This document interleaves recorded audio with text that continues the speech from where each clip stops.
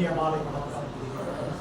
அரை மாத்திரை முழு மாத்திரை என்கிற இரு மாத்திரை இருந்தும் இன்னும் நோயாளியாகவே இருக்கிற தமிழை விடாமல் நேசிக்கிற இந்த இலக்கிய ஆளுமைகளின் கூடுதைக்கு வரவேற்புரை வழங்க தோழர் அம்பிகா குமரன் அவர்களை மேடைக்கு அழைக்கிறேன்.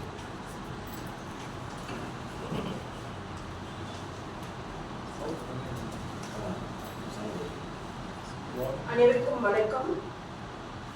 எஸ்தர் ராணியோட இந்த நேசத்தின் பிறல் தீர்க்க தரிசனங்கள் சிறுகதை நூல் வெளியீடு மற்றும் அறிமுக நிகழ்வுக்கு வந்திருக்கக்கூடிய அனைவரையும் அன்போடு வரவேற்கிறேன்.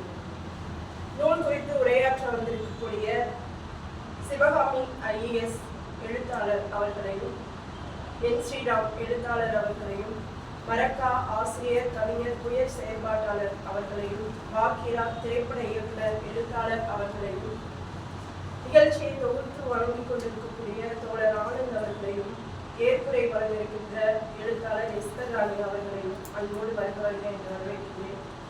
மழையா இருந்தாலும் எல்லாரும் சிரமத்திலையும் நீங்க வந்திருக்கீங்க. எல்லாரையும் வரவேற்கிறேன்.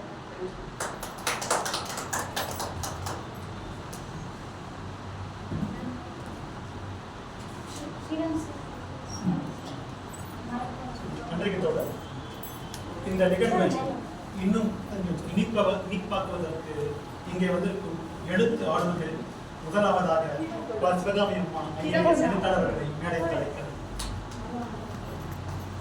உங்கள் கைத்தட்டல் சத்தத்தோடு கைகள் தட்டினால் மன அழுத்தம் குறையுமா? இலவசமாக. தொடர்ந்து மரியாதைக்குரிய எழுத்தாளர் திரு என் ஸ்ரீராம் அவர்களை மேடைக்கு அழைக்கிறேன். ஆசிரியர் கவிஞர் எழுத்தாளர் புயல் செயல்பாட்டாளர் தோழர் அரக்காவர்களுக்கு அவர்களை மேடைக்கிறது. அடுத்ததாக திரைப்பட இயக்குனர் மற்றும் எழுத்தாளர் வாக்கிரா அவர்களை இந்த நிகழ்வின் முக்கிய புள்ளி என்று சொல்லக்கூடிய எஸ்தர்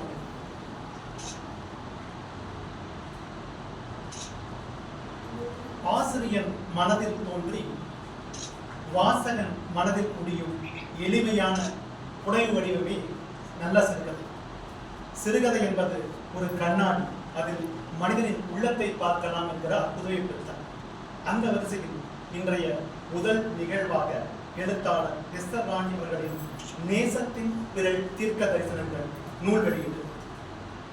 நூலை மதிப்புக்குரிய அம்மா சிவகாமி IAS அவர்கள் வெளியிட்டார்.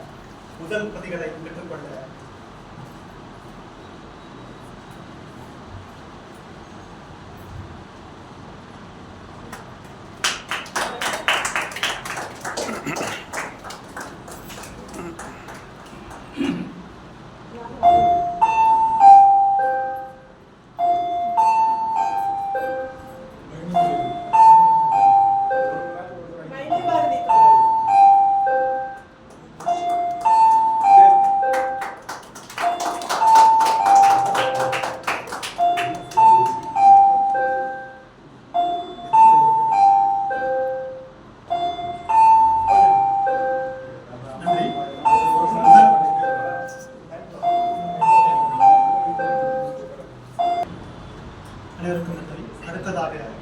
சிறப்பு பிரதிகளை பெற்றுக்கொள்ள இங்கே அழைக்கிறேன். முதல் பிரதியை பெற்றுக்கொள்ள திரு மயிலை பாலு அவர்கள்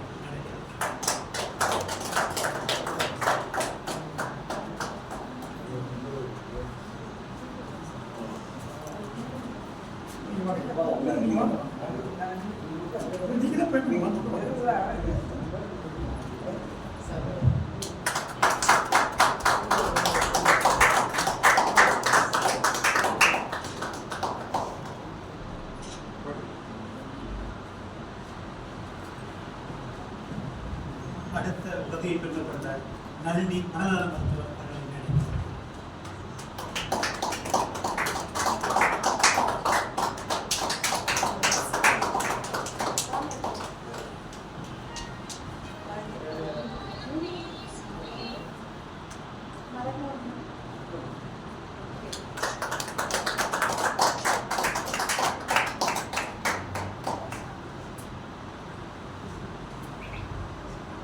நன்றி.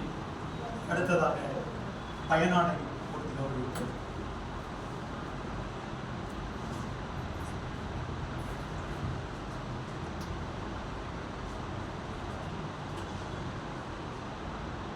எழுத்தாளர் அம்மா சிவகாமி ஐஏஎஸ்வரோட பயனாடை அணிவிக்க தோழர் எஸ்தர் ராணி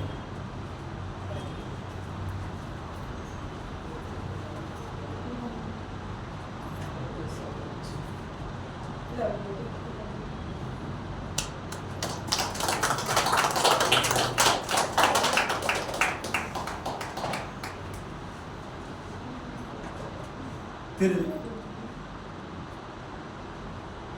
என் ஸ்ரீராம் எழுத்தாளர் திரு என் ஸ்ரீராம் அவர்களுக்கு பயனாடை அணிவிக்க தோழர் லால் பாஸ்கர் அவர்கள்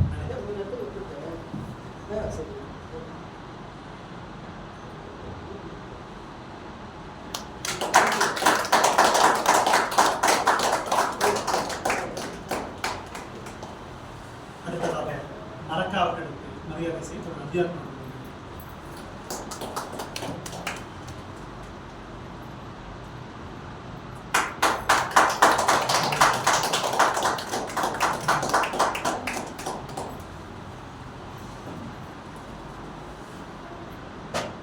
திரு வா கீரா அவர்களுக்கு மரியாதை செய்ய முனைவர் பாஸ்கரன் ஐயா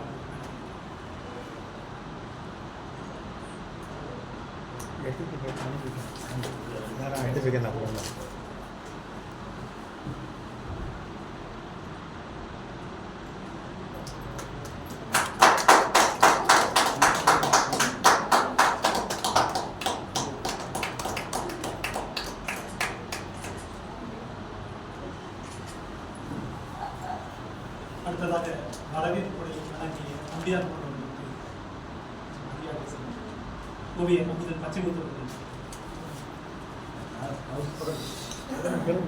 மாடர்னா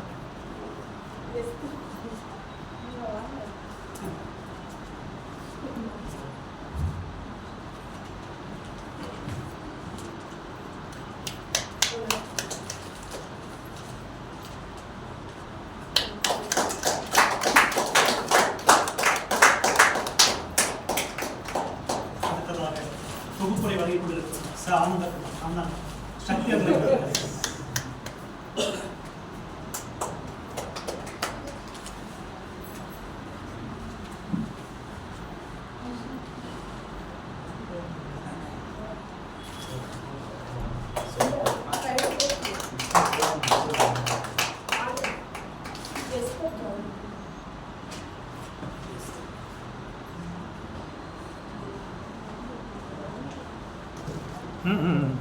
இப்படி போங்க.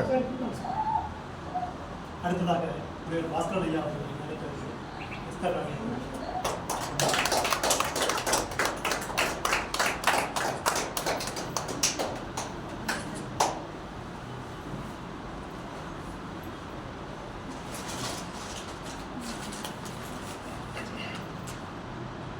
அனைவருக்கும் நன்றி.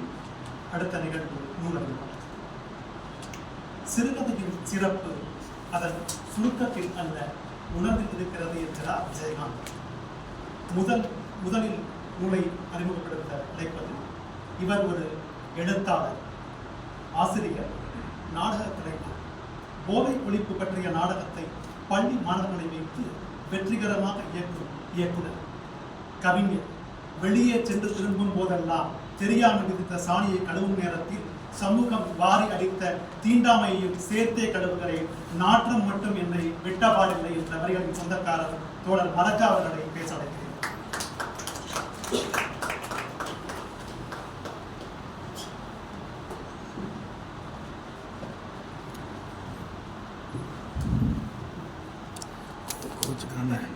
ஒரு 650 ஆச்சுன்னா நீங்கள் ஞாபகப்படுத்துங்க.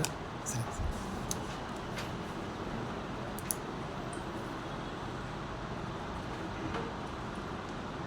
பிரிதொரு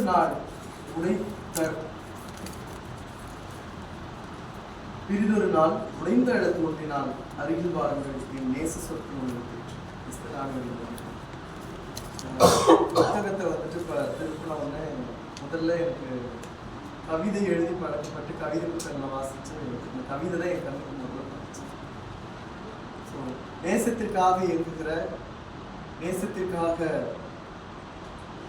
ரொம்பவே வந்துட்டு ஏங்கி கொண்டிருக்கிற ஒரு சமூகத்தை சேர்ந்த ஒரு நபர் அப்படின்றதுனால இந்த கவிதை வந்துட்டு முதல்ல என்னுடைய உள்ளத்துக்குள்ள வந்துட்டு ரொம்ப ஆழமாக ஊங்கிடுச்சு. என் பேர் நலக்கா, சொல்லியிருப்பாங்க. நான் வந்து ஒரு திருநங்கை ஆசிரியர், தனியார் பள்ளியில வந்து தமிழ் ஆசிரியராக மேல்நிலை வகுப்புக்கு பாடுறேன். எப்பவுமே வந்துட்டு இந்த மாதிரி புத்தக வெளியிட்டு கூப்பிட்டாங்கன்னா ஒரு வாரத்துக்கு 10 நாளைக்கு முன்னாடி புத்தகத்தை அனுப்பிட்டு அதை படிச்சுட்டு நம்ம பேச வேண்டியது இருக்கும். எப்பவுமே என்ன பண்ணுவேன்னா அடுத்த பேசுறதுக்கு முந்தின நாள் தான் வந்துட்டு எடுத்து ஒரேடியாக நைட் படிச்சு முடிச்சுட்டு அந்த ஒரு சூட்டோட சூட்டுக்கு நம்ம பேசிடுறது வழக்கம். அந்த மாதிரி தான் நினச்சி வச்சுருந்தோம். நான் தோழர் உடனே இது பண்ணிட்டு படிச்சிட்டிங்களா தோழர் அப்படின்ட்டு கேட்டாங்க. கேட்கும் பொழுது ஏதோ தொடர் படிக்கணும், ஒரு அதெல்லாம் படிச்சிருக்காங்க. இல்லை தொடர் நீங்கள் வந்துட்டு ஒரே ஒரு குறிப்பிட்ட ஒரு கதையை சொல்லி இந்த கதையை நீங்கள் படிச்சுட்டு வந்தால் நல்லா இருக்கும், எங்களுக்கு அதை பற்றி நீங்கள் பேசணும் கண்டிப்பாக அப்படின்னு சொல்லும் பொழுது எனக்கு கொஞ்சம் விளங்குச்சு. இது வந்துட்டு நம்மளை பற்றின ஒரு கதையாக இருக்க வாய்ப்பு இருக்குது அப்படின்ட்டு நான் வந்துட்டு நினச்சேன். அதே மாதிரி தான் வந்து ஒரு அருமையான ஒரு கதை. இன்ன வரைக்கும் எனக்கு அந்த கதையோடு கூட வந்துட்டு நான் ட்ராவல் பண்ணிட்டேன். பேசுறது கேட்குதா? குரல் கிளாஸ்ல வகுப்புல கத்தி கொஞ்சம் தொண்டை வந்துட்டு கட்டிட்டு. நிச்சயம் அப்படின்ற ஒரு தலைப்புல வந்து தலைப்பை பார்த்த உடனே நிச்சயம் நம்ம இதை படிச்சுதான் ஆகணும் அப்படின்ற ஒரு இதோட அந்த கதையை படிக்க 2-3 வாட்டி படித்தேன். அந்த கதையை முதல் வாட்டி படிக்கும் பொழுது வந்துட்டு வகுப்புல இருந்து அந்த சத்தத்தோட மாணவர்களோட சத்தத்தோட படிக்கும் பொழுது எனக்கு ஆரம்பத்தில் புரியல, நடுவில் வந்துட்டு அந்த கதையோடைய கரு வந்து புரிய ஆரம்பிக்கும் பொழுது ரொம்பவே சிறப்பாக இருந்துச்சு. ஓகே, இது வந்துட்டு இங்கே படிக்க வேண்டியது திரும்பவும் வீட்டுக்கு வந்து ஒரு 2 முறை வாசிக்கும் பொழுது தான் வந்துட்டு எனக்கு வந்து என்ன இவங்க வந்துட்டு என் கூடவே ட்ராவல் பண்ணியிருக்காங்க போல, என்னமோ வந்துட்டு சிப்பு வச்சு என்னை வந்துட்டு மானிட்டர் பண்ணி எனக்கு கதையை எழுதியிருக்கிற மாதிரி எனக்கு தோணுது. தோழர் வந்து எந்த திருநங்கையுடைய கூட ட்ராவல் பண்ணான்னு தெரியல, இந்த கதை வந்துட்டு அவங்களுக்கு எழுதணும்னு தோணிருக்கு எனக்கு தெரியல. ஒரு முதலா வந்துட்டு நான் பாராட்டணும் அப்படின்ற ஒரு விஷயம் என்னன்னா, இந்த பொது சமூகத்துல ஒடுக்கப்பட்ட சமூகமாக விளிம்பு நிலை மக்களாக நாங்கள் வந்துட்டு இந்த சமூகத்தில் வாழ்ந்து கொண்டிருக்கிற நாங்கள் இலக்கியத்திலையும் வந்துட்டு நிறைய இலக்கியம் வந்துட்டு எங்களை படைக்கப்பட்டு தான் இருக்கு. உயிர் இலக்கியம் சொல்லுவோம்.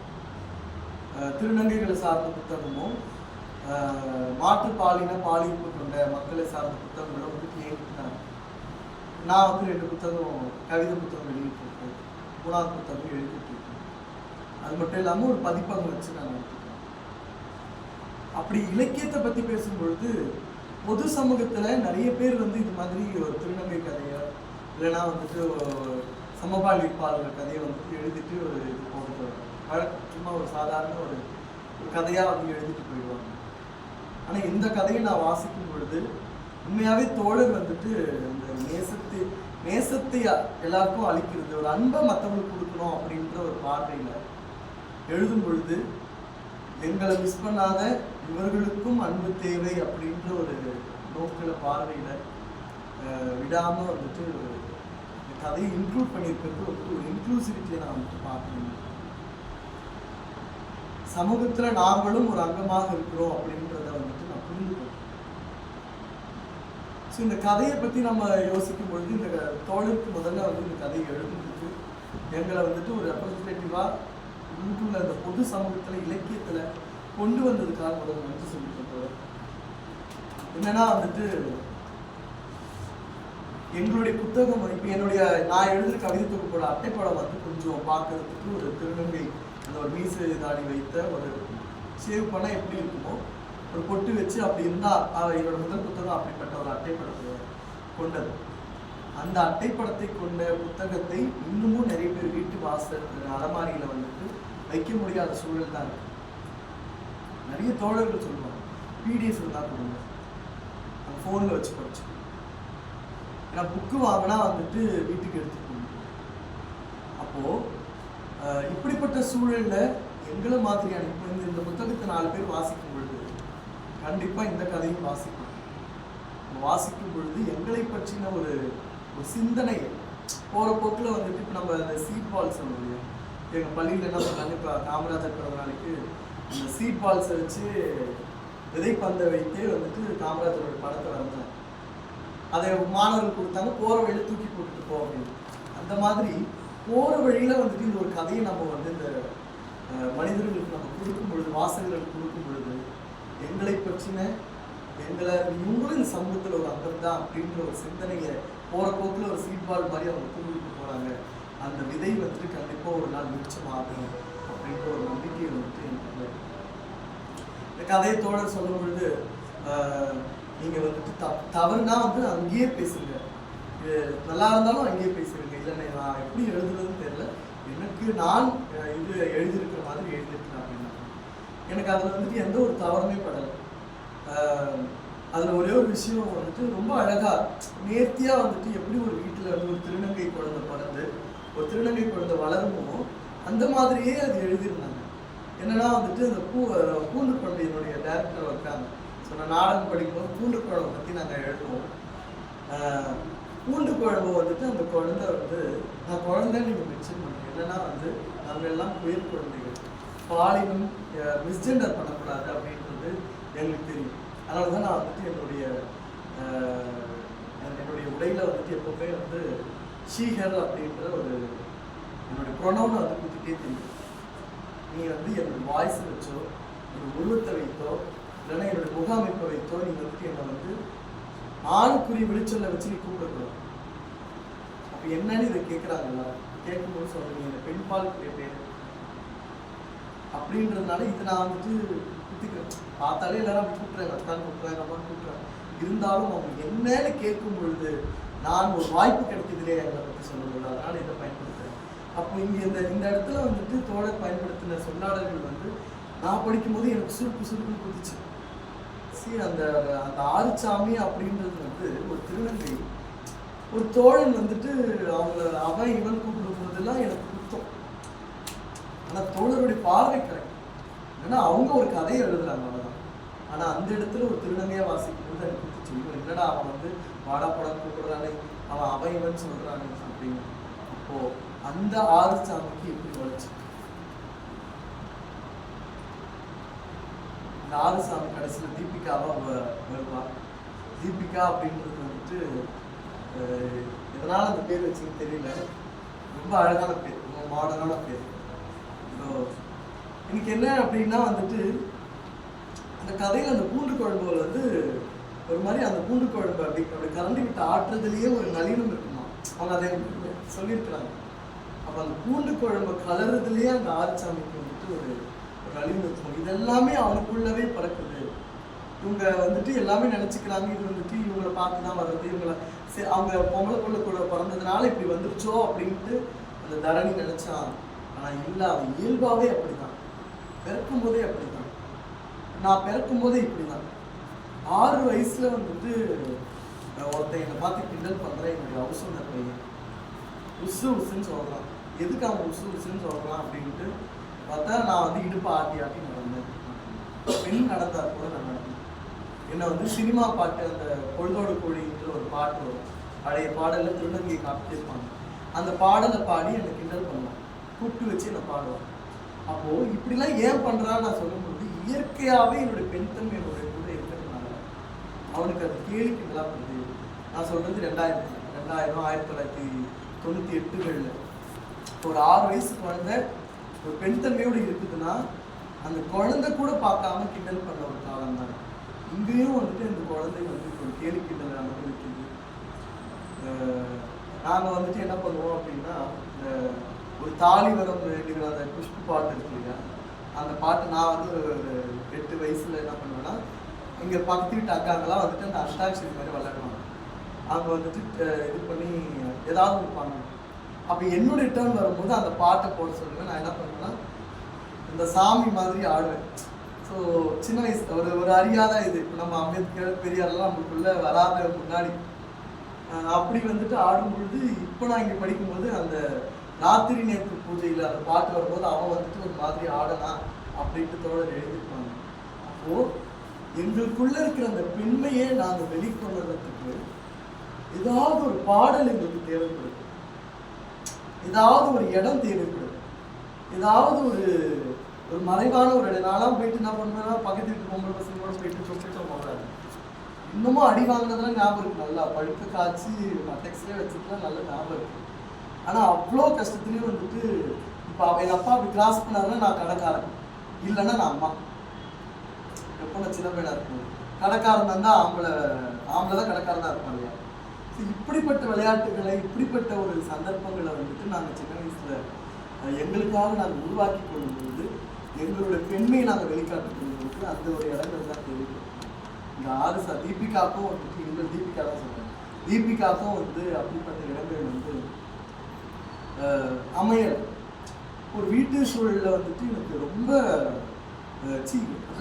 நானாவே பார்த்தேன், அது என்னையாவே பார்த்தேன். கதையை வாசிக்கும் பொழுது என்னடா இது இப்படி அந்த குழந்தை எப்படி கஷ்டப்பட்டுருக்கும் இல்லையா. அவங்க பொண்ணுக பையன் அப்படின்னு சொல்லும் பொழுது அது மதுரை அந்த இதுலலாம் வந்துட்டு இங்கே நம்மளாம் வந்து பொட்டை அப்படின்றாங்க, ஒரு நம்பரை வச்சு கிண்டல் பண்ணுறாங்க. ஆனால் வந்து அந்த சைடுலாம் பொண்ணுக பையன் அப்படின்னு சொல்லுவாங்க. ஸோ நான் அந்த சைடு, நான் சென்னையில் பிறந்து வளர்ந்ததுனால தோழர்கள் சொல்லி தெரியும்.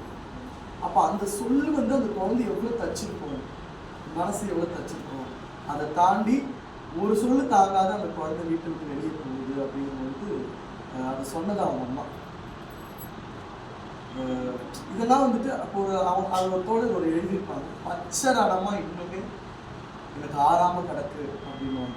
அது என்னதான் நீங்க உங்க அம்மா தானேம்மா, உங்க அப்பா தானே சொன்னாரு அப்படின்னாலும் கூட மனசை குத்துகிற அந்த ஒரு நம்ம தீயினால் சுட்ட போன திருப்பூர் தான் ஞாபகம் வரும். என்னதான் சொன்னாலும் வந்துட்டு அந்த வடி இருக்கும் இல்லையா, ஆனால் அது பச்சரணமா இருக்குன்னு அந்த வார்த்தையை நான் எடுத்துக்கிட்டேன். ரொம்ப என்னோட கவிதைகளை பயன்படுத்தலாம் அப்படின்ட்டு. பச்சரணமா இருக்குது அப்படின்னு சொல்லும்போது நான் யோசிச்சு பார்க்கணும், பச்சை புண்ணு இன்னுமே ஆறாது காலமா அந்த குழந்தை வளர்ந்து ஒரு சாமியாரா இருக்குது அப்படின்னு சொல்லும்போது கூட அது அந்த குழந்தைக்கு வந்துட்டு அது இன்னுமே ஆறாமல் இருக்கும்போது எப்படிப்பட்ட வழி அந்த குழந்தை ஒரு நாள் முழுக்க தாங்கிங்க. என் ஆத்தா என்னை பெற்றவளே என்னை பொட்டேன்னு சொல்லிட்டாலே அப்படிங்கும்போது அந்த குழந்தை இன்னுமே வந்து தாங்க முடியாத ஒரு துயரத்தில் இருக்குது அப்படின்னு நான் சொல்லுவேன். அவருடைய நண்பன் வந்துட்டு கூப்பிட்டு போனான், நீ வருக கண்டிப்பா வா அப்படின்னு. இந்த நிச்சயம்ன்ற சொல் வந்து அவங்க அக்காவை சொல்லி ஆகணும், செல்வி அக்கா அப்படின்ட்டு அவனுக்காக காத்திருக்கிற எத்தனையோ செல்விகள் இன்னும் இருக்கு. இந்த மாதிரி திருநங்கைகள் சமூகத்தில் இருக்கும் பொழுது அவங்களுக்காக வீட்டுக்கு வந்துட மாட்டானா, வீட்டுக்கு அவன் வந்துட மாட்டானா அப்படின்னு காத்திருக்கிற செல்விகள் எத்தனையோ பேர் இருக்காங்க.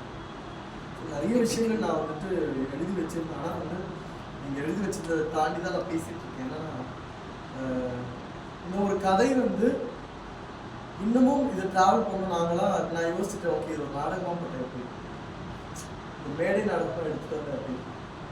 இது அனத்தோட எனக்கு ஒரே ஒரு வேண்டுகோள், இந்த கதையை நீங்கள் வந்து ஒரு நாவலாக எழுதணும், கதையோட தொடர்ச்சி வேணும். ஏன்னா இந்த தீபிகா வந்துட்டு அந்த வருவா அப்படின்னு சொல்லிட்டு போயிட்டாங்க, அதனுடைய தொடர்ச்சி தீபிகா என்ன ஆனா, தீபிகா அவங்கள சந்திக்கும் போது அந்த பச்சை ரணத்தோடு போயிட்டு அவங்க ஆத்தாளை சந்திக்கும் போது அவங்க அம்மா என்ன பண்ணாங்க அப்படின்றதெல்லாம் அது வந்துட்டு ஒரு சீக்குவல் வரணும்னு நினைக்கிறேன். ஸோ இந்த மாதிரியான கதைகள் இப்படிப்பட்டதான இந்த புத்தகங்களில் வந்து பொது சமூகத்துக்குள்ளாக கொண்டு சேர்க்கும் பொழுது ஒரு நேர்மறையான சிந்தனையும் சமூகம் என்னும் இந்த சாக்கடையில் வந்து நாங்கள் நீந்தி கொண்டிருக்கிற தத்தளித்து கொண்டிருக்கிற உயிர் பிழைக்கவே முடியாது என்ற ஒரு நிலையில் இருக்கிற எங்களுக்கு தூக்கி விடுற ஒரு எறும்புக்கு கிடைத்த ஒரு அரசு முறைகளை போல இந்த மாதிரியான கதைகளும் இந்த மாதிரியான இலக்கியங்களும் வந்து இலக்கிய சமூகத்தில் வர வேண்டும்.